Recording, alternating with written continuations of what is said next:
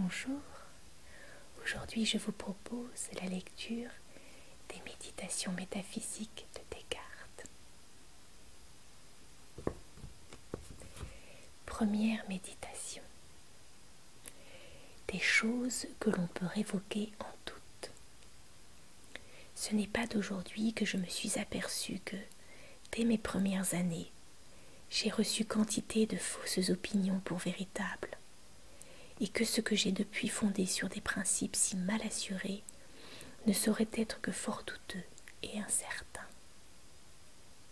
Et dès lors que j'ai bien jugé qu'il me fallait entreprendre sérieusement, une fois dans ma vie, de me défaire de toutes les opinions que j'avais reçues auparavant en ma créance, et commencer tout de nouveau, dès les fondements, si je voulais établir quelque chose de ferme et de constant dans les sciences.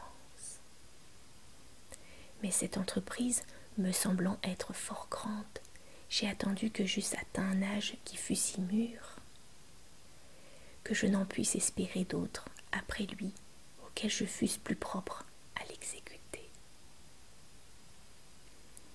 Ce qui m'a fait différer si longtemps que désormais je croirais commettre une faute si j'employais encore à délibérer le temps qui me reste pour agir.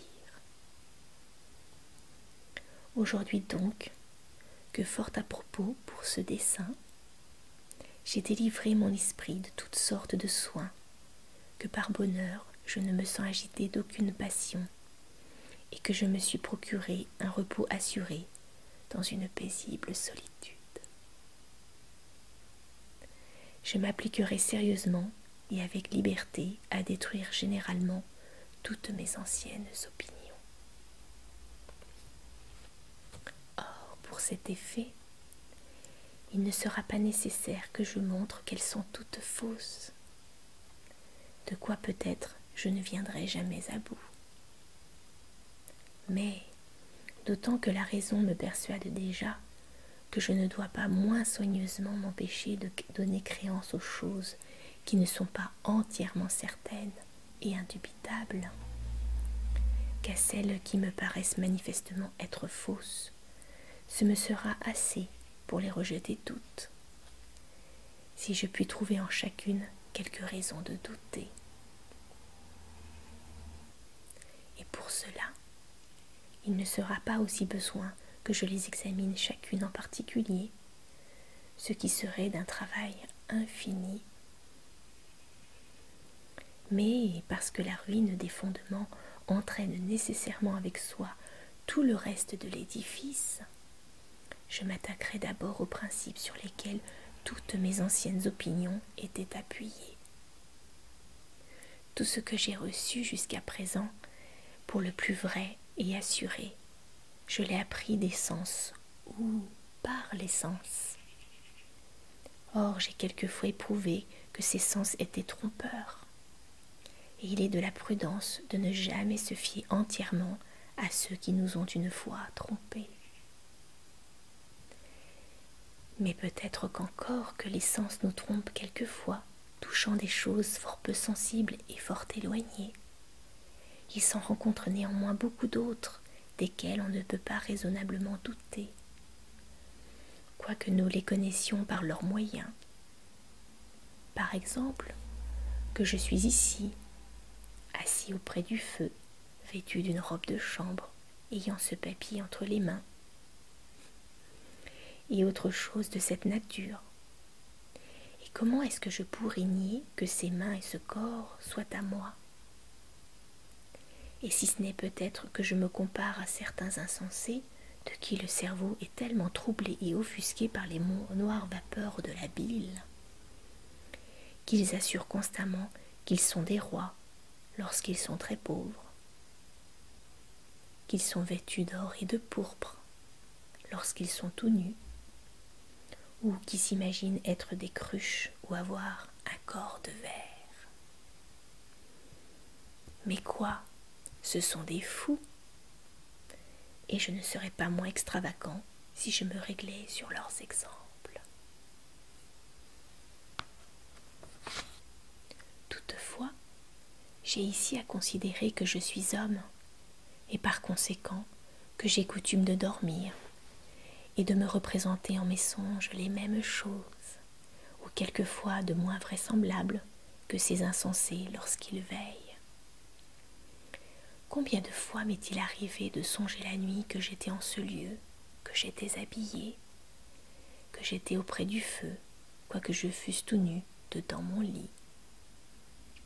Il me semble bien à présent que ce n'est point avec des yeux endormis que je regarde ce papier, que cette tête que je branle n'est point assoupie, que c'est avec dessein et de propos délibérés que j'étends cette main et que je la sens. Ce qui arrive dans le sommeil ne semble point si clair ni si distinct que tout ceci. Mais en y pensant soigneusement, je me ressouviens d'avoir souvent été trompée en dormant par de semblables illusions. Et en m'arrêtant sur cette pensée, je vois si manifestement qu'il y a point d'indice certain par où l'on puisse distinguer nettement la veille d'avec le sommeil, que j'en suis tout étonnée, et mon étonnement est tel qu'il est presque capable de me persuader que je dors. Supposons donc maintenant que nous sommes endormis, que toutes ces particularités, à savoir que nous ouvrons les yeux, que nous branlons la tête, que nous étendons les mains et choses semblables, ne sont que de fausses illusions. Et pensons que peut-être nos mains, ni tout notre corps, ne sont pas tels que nous les voyons. Toutefois, il faut au moins avouer que les choses qui nous sont représentées dans le sommeil sont comme des tableaux et des peintures, qui ne peuvent être formées qu'à la ressemblance de quelque chose de réel et de véritable, et qu'ainsi, pour le moins, ces choses générales, à savoir des yeux, une tête, des mains et tout un corps, ne sont pas choses imaginaires, mais réelles et existantes. Car de vrai, les peintres, lors même qu'ils étudient avec le plus d'artifice à représenter des sirènes et des satyres, par des figures bizarres et extraordinaires, ne peuvent toutefois leur donner des formes et des natures entièrement nouvelles, mais font seulement un certain mélange et composition des membres de divers animaux. Ou bien, si peut-être leur imagination est assez extravagante pour inventer quelque chose de si nouveau que jamais on n'en ait vu de semblable, et qu'ainsi leur ouvrage représente une chose purement feinte et absolument fausse. Certes, à tout le moins, les couleurs dont ils les composent doivent être véritables. Et par la même raison, encore que ces choses générales, à savoir un corps, des yeux, une tête, des mains et autres semblables, puissent être imaginaires, toutefois, il faut nécessairement avouer qu'il y en a au moins quelques autres, encore plus simples et plus universelles, qui sont vraies et existantes, du mélange desquelles, ni plus ni moins que de celui de quelques véritables couleurs, toutes ces images des choses qui résident en notre pensée, soit vraies et réelles, soit feintes et fantastiques, sont formées. C'est pourquoi peut-être que de là nous ne conclurons pas mal, si nous disons que la physique, l'astronomie, la médecine, et toutes les autres sciences qui dépendent de la considération des choses composées sont fort douteuses et incertaines, mais que l'arithmétique, la géométrie et les autres sciences de cette nature qui ne traitent que de choses fort simples et fort générales, sans se mettre beaucoup en peine, si elles sont dans la nature ou si elles n'y sont pas, contiennent quelque chose de certain et d'indubitable. Car, soit que je veille ou que je dorme, 2 et 3 joints ensemble formeront toujours le nombre de 5. Et le carré n'aura jamais plus de 4 côtés. Et il ne semble pas possible que des vérités si claires et si apparentes puissent être soupçonnées d'aucune fausseté ou d'incertitude. Toutefois, il y a longtemps que j'ai dans mon esprit une certaine opinion qu'il y a un Dieu qui peut tout et par qui j'ai été fait et créé tel que je suis. Or, que sais-je s'il n'a point fait qu'il n'y ait aucune terre, aucun ciel, aucun corps étendu, aucune figure, aucune grandeur, aucun lieu, et que néanmoins j'ai les sentiments de toutes ces choses, et que tout cela ne me semble point exister autrement que je le vois. Et même, comme je juge parfois que les autres se trompent dans les choses qu'ils pensent le mieux savoir, que sais-je s'il n'a point fait que je ne me trompe aussi toutes les fois que je fais l'addition de 2 et de 3, ou que je nombre les côtés d'un carré, ou que je juge de quelque chose encore plus facile, si l'on ne peut imaginer rien de plus facile que cela. Mais peut-être que Dieu n'a pas voulu que je fusse déçu de la sorte, car il est dit souverainement bon. Toutefois, si cela répugnait à la bonté de m'avoir fait tel que je me trompasse toujours, cela semblerait aussi lui être contraire de permettre que je me trompe quelquefois, et néanmoins je ne puis douter qu'il ne le permette. Il y aura peut-être ici des personnes qui aimeraient mieux nier l'existence d'un Dieu si puissant que de croire que toutes les autres choses sont incertaines.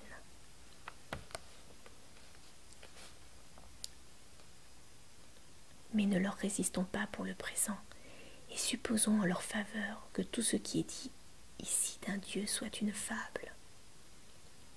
Toutefois, de quelque façon qu'il suppose que je sois parvenu à l'état et à l'être que je possède, soit qu'il l'attribue à quelque destin ou fatalité, soit qu'il le réfère au hasard, soit qu'il veuille que ce soit par une continuelle suite et liaison des choses, ou enfin par quelque autre manière.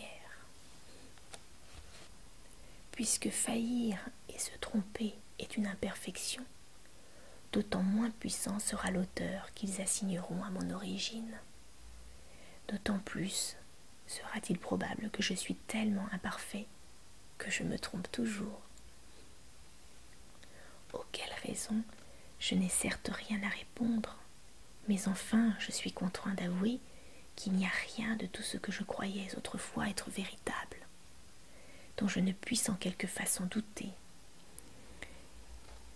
Et cela non point par inconsidération ou légèreté, mais pour des raisons très fortes et mûrement considérées. De sorte que désormais, je ne dois pas moins soigneusement m'empêcher d'y donner créance qu'à ce qui serait manifestement faux, si je veux trouver quelque chose de certain et d'assuré dans les sciences. Mais il ne suffit pas d'avoir fait ces remarques. Il faut encore que je prenne soin de m'en souvenir, car ces anciennes et ordinaires opinions me reviennent encore souvent à la pensée, le long et familier usage qu'elles ont eu avec moi leur donnant droit d'occuper mon esprit contre mon gré, et de se rendre presque maîtresse de ma créance. Et je ne me désaccoutumerai jamais de leur déférer et de prendre confiance en elles, tant que je les considérerai telles qu'elles sont en effet, c'est-à-dire en quelque façon douteuses, comme je viens de montrer, et toutefois fort probables, en sorte que l'on a beaucoup plus de raison de les croire que de les nier. C'est pourquoi je pense que je ne ferais pas mal si, prenant de propos délibérés un sentiment contraire, je me trompe moi-même. Et si je feins pour quelque temps que toutes ces opinions sont entièrement fausses et imaginaires, jusqu'à ce qu'enfin, ayant tellement balancé mes anciens et mes nouveaux préjugés, qu'ils ne puissent faire pencher mon avis plus d'un côté que d'un autre, mon jugement ne soit plus désormais maîtrisé par de mauvais usages et détourné du droit chemin qui le peut conduire à la connaissance de la vérité. car je suis assurée qu'il ne peut y avoir de péril ni d'erreur en cette voie, et que je ne saurais aujourd'hui trop accorder à ma défiance, puisqu'il n'est pas maintenant question d'agir, mais seulement de méditer et de connaître. Je supposerais donc, non pas que Dieu, qui est très bon et qui est la souveraine source de vérité, mais qu'un certain mauvais génie, non moins rusé et trompeur que puissant, a employé toute son industrie à me tromper.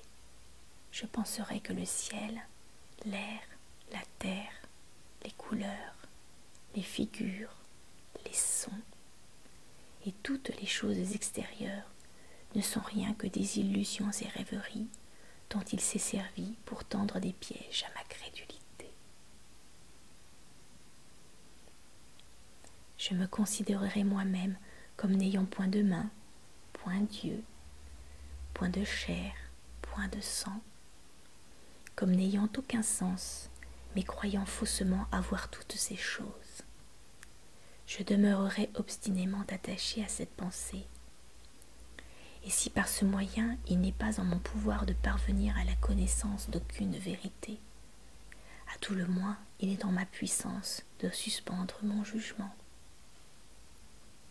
C'est pourquoi je prendrai garde soigneusement de ne recevoir en ma croyance aucune fausseté, et préparerai si bien mon esprit à toutes les ruses de ce grand trompeur, que pour puissant et rusé qu'il soit, il ne pourra jamais rien imposer.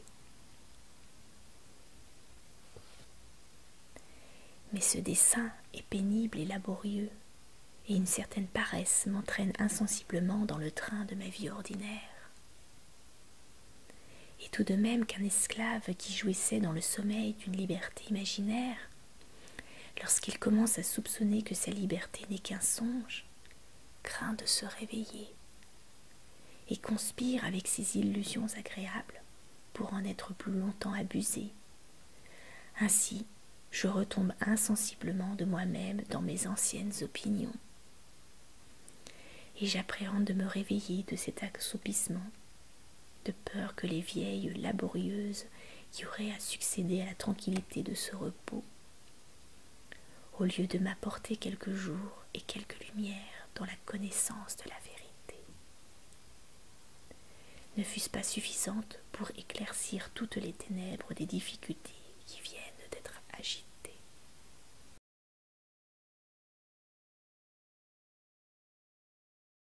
Y a-t-il une vérité qui soit absolument certaine?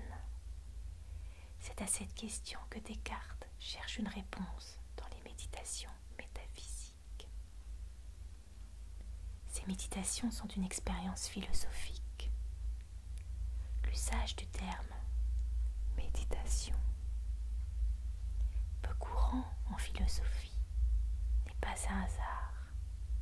Il s'agit d'une introspection, de raconter le cheminement d'une réflexion plutôt que d'exposer un traité qui constituerait un ensemble de raisonnements déductifs. Ici, Descartes, qui était philosophe, nous présente son expérience. Il nous appartient de refaire la même, et non pas seulement de lire l'œuvre comme un simple manuel. Le but de cette réflexion est de trouver des fondements solides à la connaissance. Qu'est-ce qui me permet de croire que je connais des vérités? La première étape, qui est l'objet de cette première méditation, consiste à rejeter tout ce qui est douteux afin de trouver quelque chose qui ne le soit pas. La conséquence de cela sera que tout se trouvera rejeté à l'exception d'une chose. Moi comme sujet pensant, donc existant. Descartes remarque que les sens nous trompent et que de ce fait, il est prudent de ne pas se fier à ceux qui nous ont une fois trompés. Il reprend les arguments des sceptiques. Une tour carrée paraît ronde de loin, Un bâton plongé dans l'eau paraît brisé. Certes, le fait de douter de l'existence ou de la vérité du monde extérieur paraît extravagant. Mais il ne faut pas oublier que lorsque nous rêvons, nous croyons solidement à la réalité de ce que nous voyons dans nos songes, alors que ce n'est qu'une illusion. Vivrions-nous dans un rêve dans lequel rien n'existe réellement? Descartes répond que l'imagination a ses limites. Elle ne peut pas créer de nouvelles choses, simplement les combiner autrement. Elle ne peut donc probablement pas avoir créé d'elle-même notre monde. Descartes propose une distinction entre la science des choses composées, comme la physique et la médecine par exemple, qui serait douteuse, car travaillant sur des choses que l'imagination aurait pu forger par combinaison fantaisiste. Et d'autre part, la science des choses simples, comme l'arithmétique et la géométrie par exemple, travaillant sur l'étendue, les figures, les quantités, le lieu, le temps, et qui serait, elle, certaine. Car comme le dit Descartes, que je veille ou que je dorme, 2 et 3 joints ensemble formeront toujours le nombre 5. Descartes imagine alors l'hypothèse la plus pessimiste possible, celle du malin génie, non moins rusé et trompeur que puissant, qui employait toute son industrie à le tromper. Il s'agit donc dans cette œuvre de balayer les anciens préjugés et de repartir sur des choses certaines pour lesquelles le doute n'est plus possible. Ici s'achève cette lecture. Je vous dis à bientôt. Vous pouvez également me suivre sur mon blog à l'adresse carolinelegale@asmr.com. Pensez à vous abonner et à activer la petite cloche pour être prévenu de chaque nouvelle vidéo publiée. À bientôt.